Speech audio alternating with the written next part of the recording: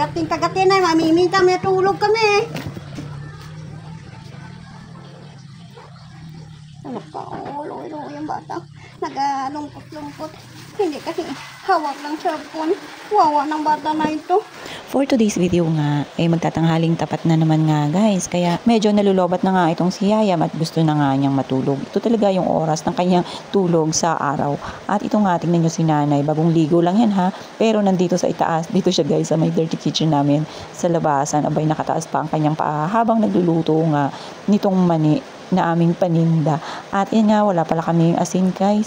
Hindi kami nakabili ng para dito sa aming ilalagay sa mani. So ang sabi ko nga kay nanay, siya na bahala dyan magdikdik ng asin para panlagay nga dito.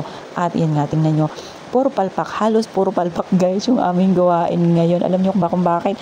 Yan na nga, nagdikdik na nga kami ng asin at nilagay nga dito. Tingnan nyo nga kung saan nakalagay guys. Hindi pa nga niya naiaahon dito sa may mantika.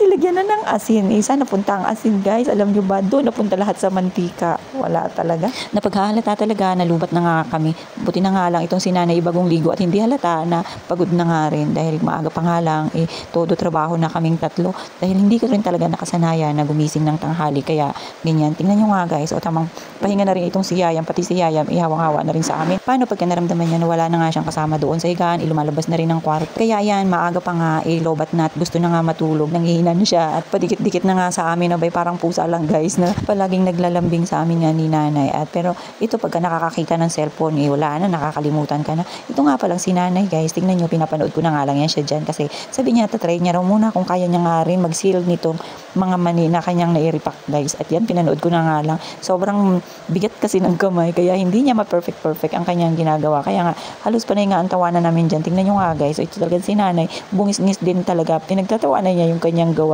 At yan, tingnan nyo nga guys, siguro nakailang beses siyang nagkamali ng ganyan at talagang nung last na gawa niya guys, ibinigay niya na nga sa akin, hindi niya raw talaga kaya. At sabi ko nga, try nga lang at bilangan niya nga ang sarili niya.